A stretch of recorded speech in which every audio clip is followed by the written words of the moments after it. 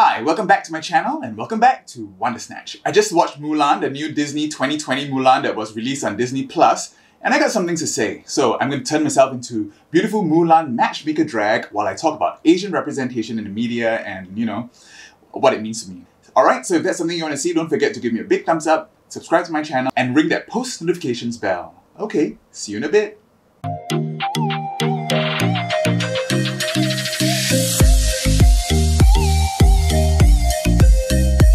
Alright, brows and sideburns are blocked, face tapes are on. This time I use white powder because my face is going to go all white today. I'm going to try to go for this Mulan look, the one where she leaves the matchmaker's office after getting very disheveled, so more of a little bit of a disheveled Mulan makeup. So what do you guys think about Mulan? Did you like it? I must admit I actually did enjoy it a bit. I mean, it was very watchable. I mean, after all, it is a Disney movie, so I watched it all the way to the end. There were points that I teared up. It was enjoyable on a very superficial level. So let's prime first. Today I'm going to try to be using mostly Asian owned or Asian adjacent brands. Okay, so Tasha goes on my face first. So Tasha is actually owned by a Chinese American called Vicky Tsai. She sold it to Unilever since, but it's supposed to be based on Japanese skincare. So now I'm going to do some white face. Basically, it's this big powdered face. You know, just looking at my white foundations, they actually have very different colors. So this Maroon white is almost like a pure white, whereas this one called Eurasia Ivory is like a little bit yellow. So you can see the difference. And this one called Alabaster is a little bit pink. And I know the Kimchi concealer, which is really white, is quite cool toned as well. I think I'm going to stick with the yellowish ones. Okay, so I'm just going to put the Eurasia Ivory mostly all over my face.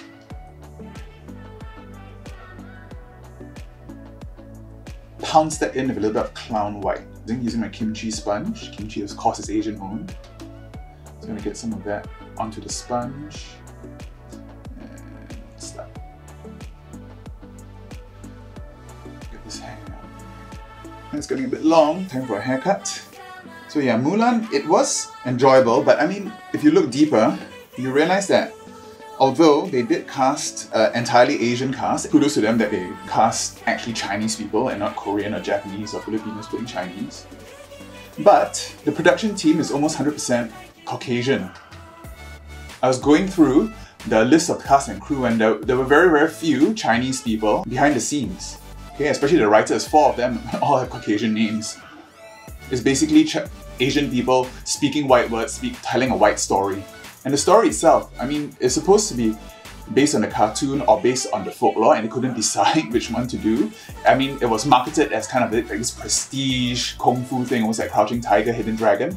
But in the end, it was like this pastiche of a cartoon, which was really, really inaccurate and took a lot of liberties with things like Chi. I mean, Chi, the way that they talked about Chi was almost as if it were the Force in Star Wars. And all this hammering home of, you know, filial piety and everything, which is almost like this kind of an Orientalism cliche. Okay, and use the Kimchi white concealer to give myself an extra coverage down here.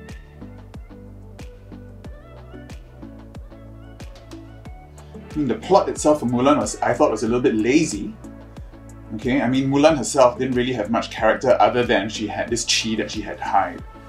Okay, and then of course the part where she decides to reveal her gender, so by having this big gender reveal and rushing into war without armor and with her hair flailing around, because you know, a long luscious blowout is the marker of feminism. And then of course Gong Li, I mean, she was amazing in this movie given the part that she had to play, which was this witch, which was rejected by society and had to get back at the men because she was, you know, wasn't taken seriously. She didn't have to die. I mean, she was so powerful, why did she have to? I mean, spoiler alert, but she takes an arrow from Mulan. But why did she have to do that? She was so powerful, she could use her magic sleeves to just, you know, save Mulan. She didn't have to die. I thought that was quite dumb. Was disappointing in that respect. And of course the Tulo, you know, the house, the structures that Mulan lived, they're completely anachronistic. I mean, that's what cultural appropriation is. I mean, they see something that's cool and they use it to sell the movie, they use it for visuals, but they don't bother to do the research to represent things in an accurate way. Of course, people can say, oh, but it's a Disney cartoon, you don't expect to be accurate, but you know, representation matters. I mean, over here in Asia, we can dismiss all this as one drop in the bucket because we are surrounded by representation. I mean, we are the Asians here. We see all the Korean dramas, the kung fu movies and everything, so we take it as a piece of fluff. But over in America, the little Asian kids watching it at home, I mean, they do see the representation, but they come away with a very skewed idea of what Chinese history and what being Chinese is. Okay, a very Western-centric Orientalism view of China. Oh, and not to mention all the political stuff. I'm not even going to talk about that in this video. I'm going to pop my face tapes on first. Okay. All right, face tapes are on. So I'm just going to use my Mehron Green to sketch out my eyebrows. Mulan, of course, does have much of a softer look, but I'm going to go for a more dragged out look. Okay, and I'm also going to do the fox eye to give myself an Asian eye. I'm going to talk a bit about that later too. Nice big drag eye.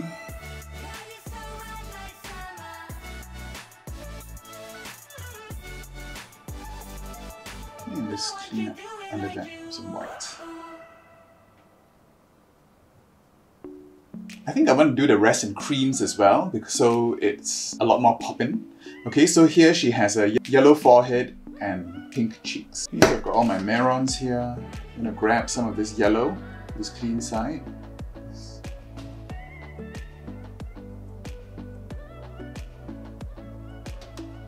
Okay, and then this clean side, I'm going to use the pink. And the makeup here goes really all the way down. This is her rouge, her Moulin Rouge.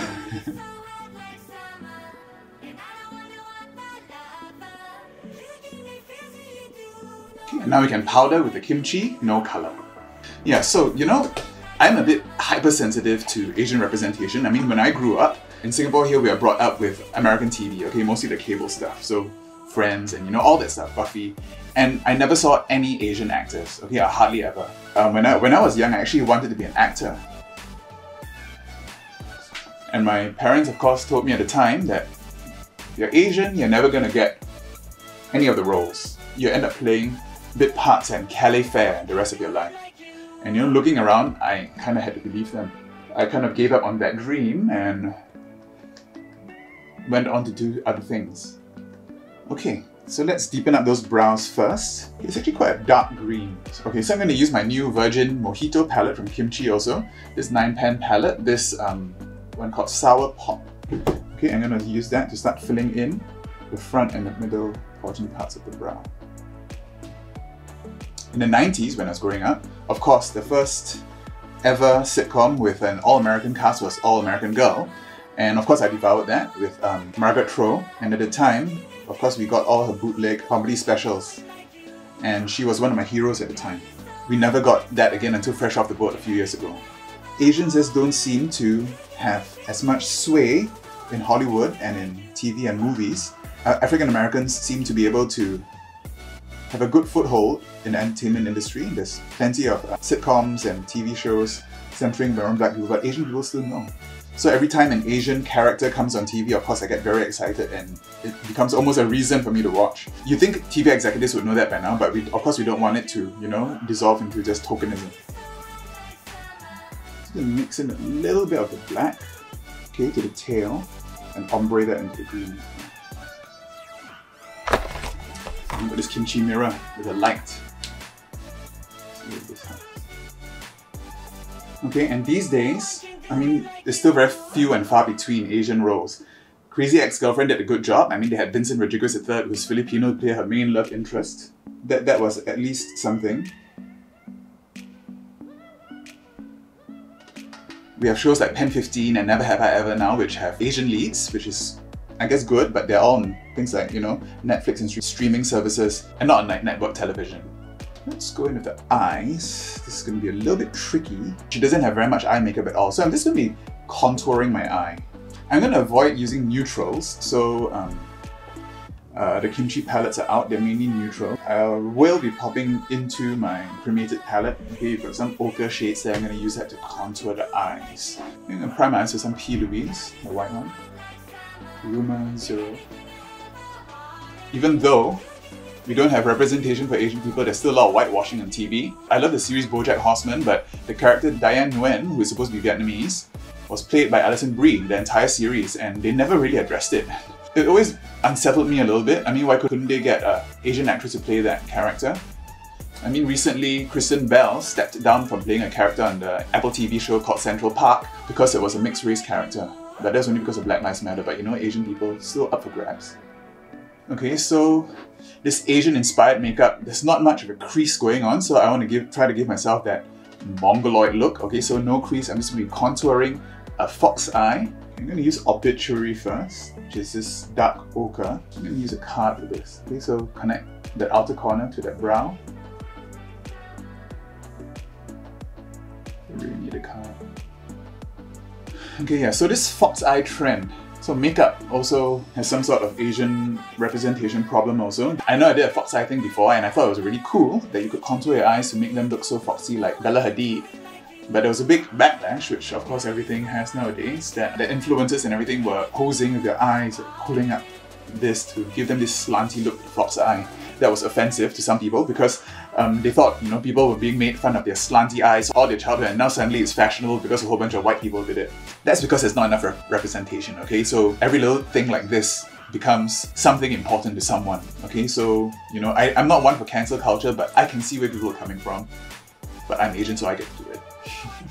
Okay, I think I'm going to use Last Respects, which is a little bit more of a darker brown. Okay, so that gives you that lift.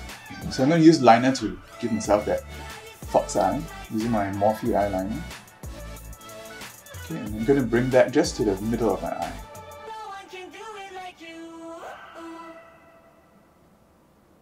Just really close in the front here. Ah, shit. Okay, and bring that inner corner in. Okay, I'm just going to clean that up a bit and repeat that on the other side. Alright, I'll be right back. Okay, got my fox eye eyeliner on. Now I'm just going to contour the eyes a little bit more. Okay, this time I'm going to be using use a smaller brush. I'm going to be using the grays. I'm going to use Life Insurance, okay, just to deepen up this part here. I'm not going to make a crease like that. I'm going to make sure it goes up like that into the brow and down the nose. That gives me that extra lift without giving me a crease. So it's going up like that into the brow. So it's just barely there. Bring that down into the nose. Okay, make sure I have a very nice petite nose, fitting for a Chinese bride. Okay, and when it comes to movies, okay, let's get back to movies for now. It's probably even worse. I mean, until Crazy Rich Asians, which, I mean, was set in Singapore, so it was a huge thing for me. I mean, I loved that movie. Asian representation movies was dismal. I mean, you had Tilda Swinton playing a classically Asian character in Doctor Strange. You have Emma Stone taking on all these Asian characters. And of course, the history of Hollywood isn't that great either. There was so much yellowface back in the heyday. I mean, all the way back when Mickey Rooney played yellowface in Breakfast at Tiffany's. I mean, even up till the 80s, you had 16 Candles and you had this character called Long Duck Dong. Long Duck Dong. It's quite an offensive character, but that was how people saw Asian Americans at the time. Asian men have always been portrayed as demasculated or nerds, you know, without being able to ever get the girl. I'm gonna run a little bit that under the eye here too.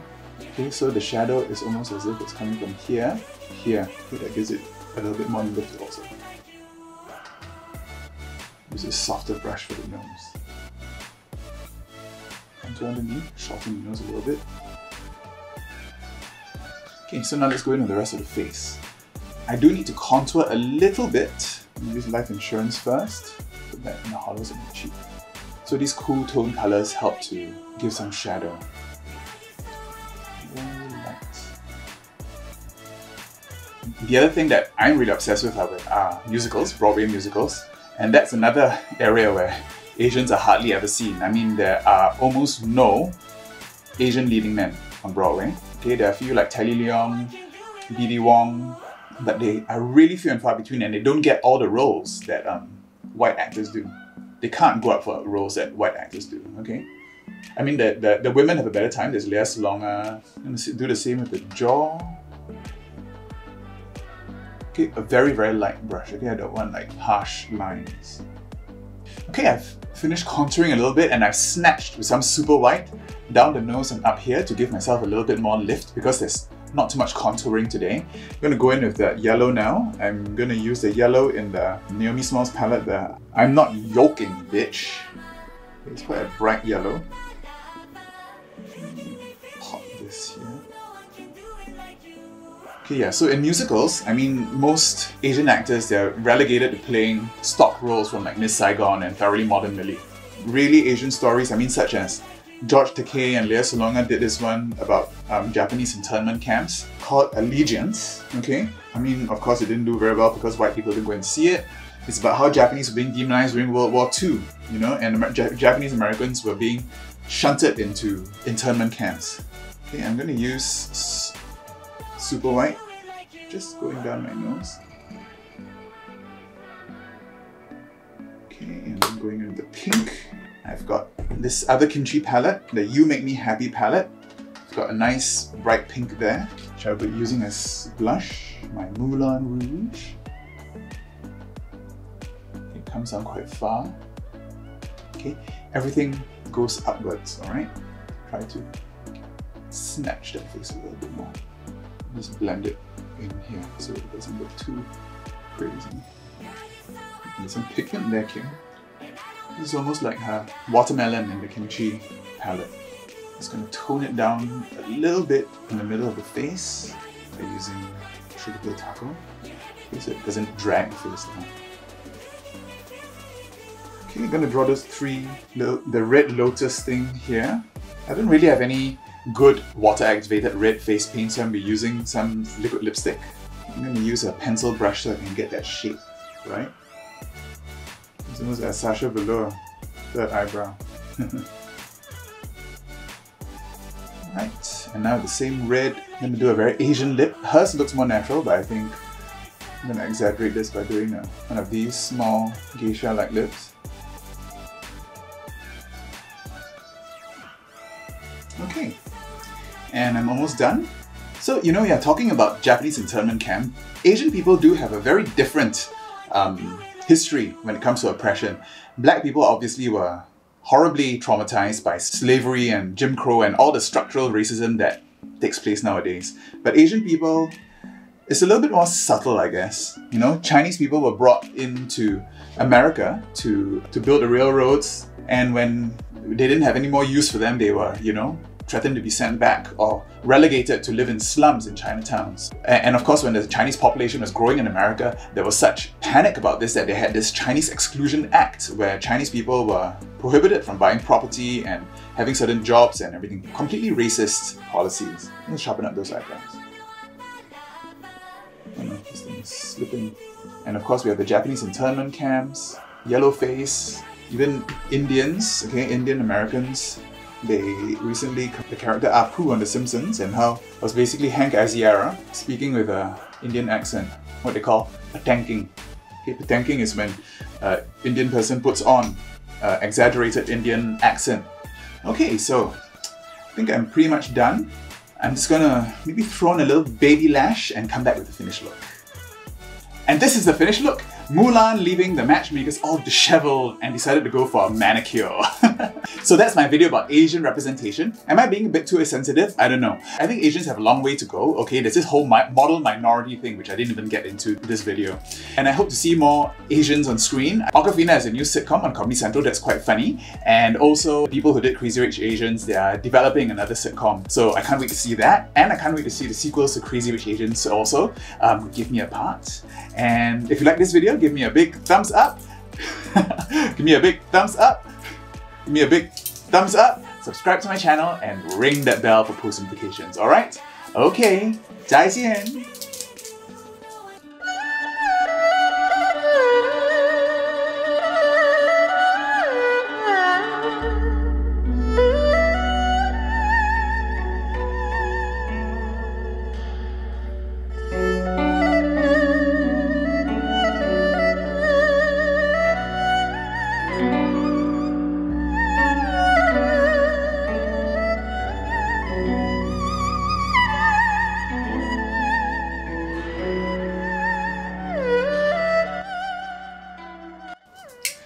Watch my other videos.